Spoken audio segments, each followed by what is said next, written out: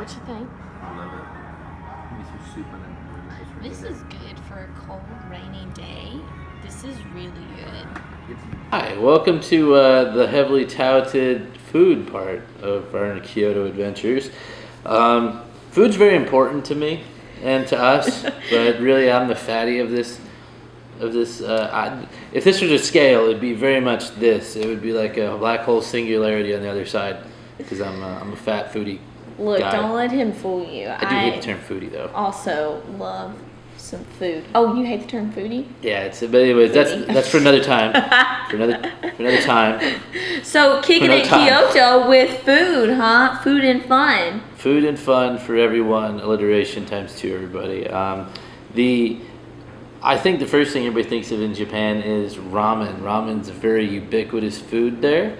We had quite our fair share of good ones, from antisocial ramen, where it looks very much like a speakeasy in your own little cubicle. It's a thing. It's not us just over exaggerating. It's a ramen stand marketed to people that want to just eat their food in peace and don't want to talk to anybody. And so you have like a little designated cubicle, and you order through this little, it's almost like a little doggy door, and you never see the waiter or the waitress. Nope. They just slip the food through this door, and you eat your ramen in your little cubicle. It's either the most antisocial or most promiscuous ramen place in existence, or the worst date ever. I mean, if you truly hated your date, you would take her there. We'll put a few clips of it on here to make backup. Sure it's a you backup. See, if it's just not going so well, you both discover that one's a supporter of one political party and the other, and you're like, oh, don't want to die. Take them there. That sounds great. Yeah. But if that's not your cup of tea, you know what could be? Hafu. Oh no. So that's not your cup of tea. I mean, that is my cup of tea. My literal favorite cup of tea is Ippodo Tea House Tea Company. Yeah, it's a great little tea shop. Unfortunately, the Californians found out about it. Just kidding. We're not holding this against you, California. But we do Disneyland, Kauai. And so one of the most beautiful things there is just their selection of green tea and matcha, and my goodness, it was great. Elizabeth courageously picked up probably the most caffeine-ridden drink in existence, which is just basically green tea matcha paste.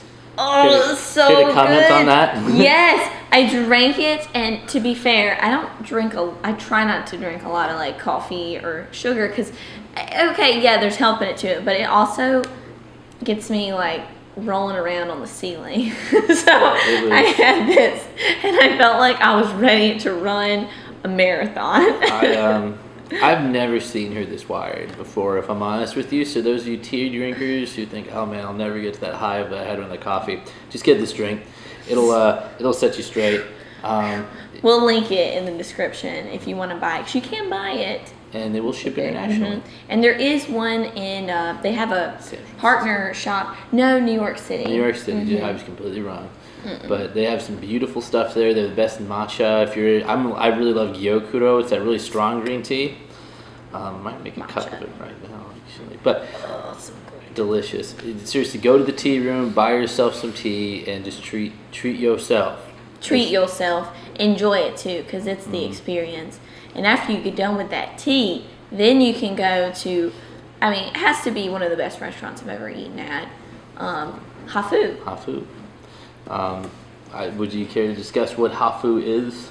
Go ahead. I'll just briefly, I love steak.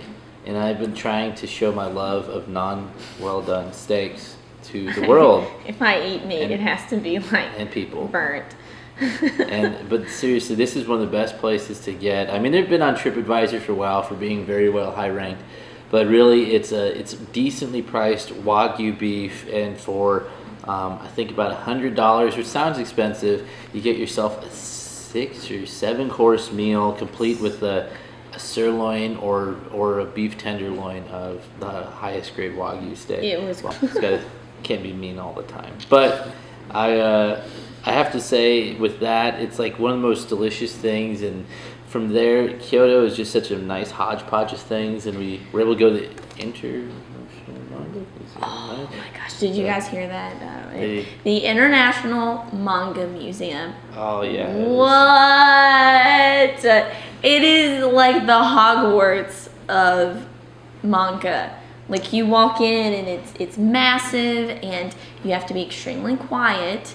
You are not speaking would be a no-no in this place once you're inside, once you've paid your fee. And it's just manga right just everywhere, and an exhibit tied in with it as well. And you can go and pick up whatever manga is on the shelves, and I'm talking like library of manga.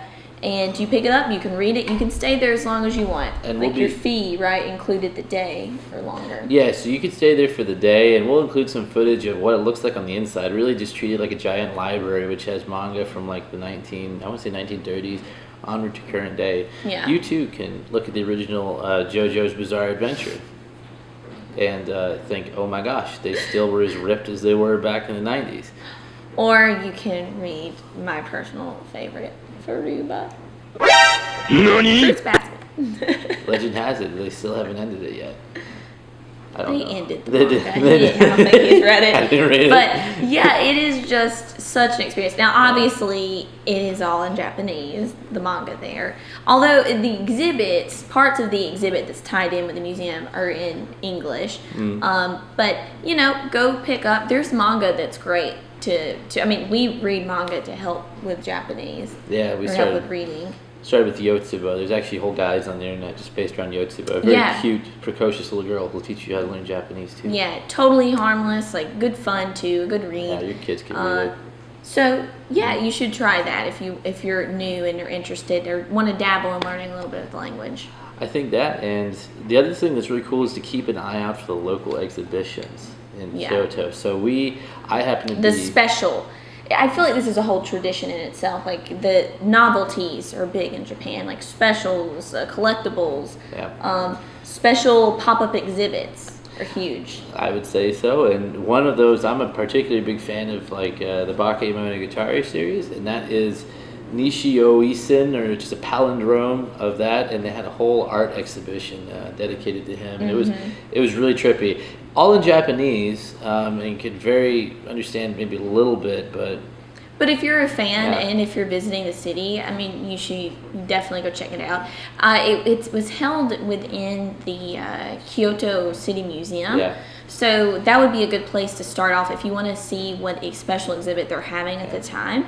And I'm not talking like it's not just like one room and you're done. I mean, it was huge, and it was kind of a light exhibit as well. So I would say when you get there to Kyoto, you should definitely walk, because again, as we mentioned previously, everything is pretty walkable or easy to access by train. and I think that or bus. It's just a great place to go, see what there is, and you too could get yourself a limited edition Nishio-isen coffee mug that I might or might not have. So yeah, if you're into that collectible things, collect your video games. Shout out to Pokemon Let's Go Pikachu edition. And then Eevee. It's a family. Secretly There's some things we have to talk through. Yes, there's Team Pikachu, Team Eevee. They don't even evolve the Eevee in that game. You know that, right? Just fast forward this if you are not into Pokemon. If you're not into Pokemon, you're missing out. So, but yeah, I mean, we could again talk about it for ages, and we'll include some helpful links below. And yeah, I think that's sort of like a very again surface level look at Kyoto and all the fun that you can have in it. We could probably try and bring in some other things that we saw later. It's just so much to do there, and honestly, you could spend a week there easy.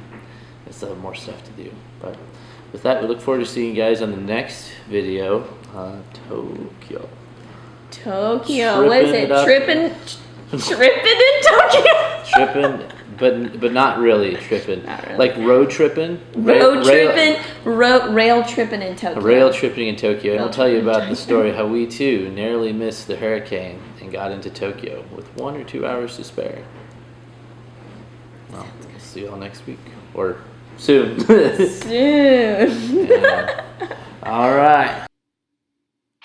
Hey, it's time to go tripping in Tokyo. Ready, David, to go to Tokyo? I think I'm ready. We're going to go into our next episode. It's been quite a while, I think, since we last posted. Yeah. We haven't forgotten life, happens. Life finds a way, as Jeff Goldblum once said.